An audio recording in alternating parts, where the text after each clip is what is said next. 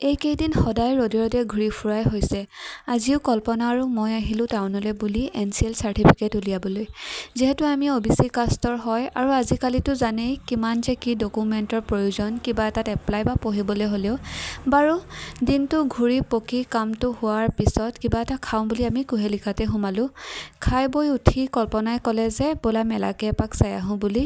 আচলতে নেহেৰুবালিত হনুমান মেলা চলি আছিলে, সেইকাৰণে ময়ো ভাবিলোঁ যে দিনটো যিহেতু কামতে ঘূৰি ফুৰিছোঁ এবাৰ মেলাকে চাই আহোঁ।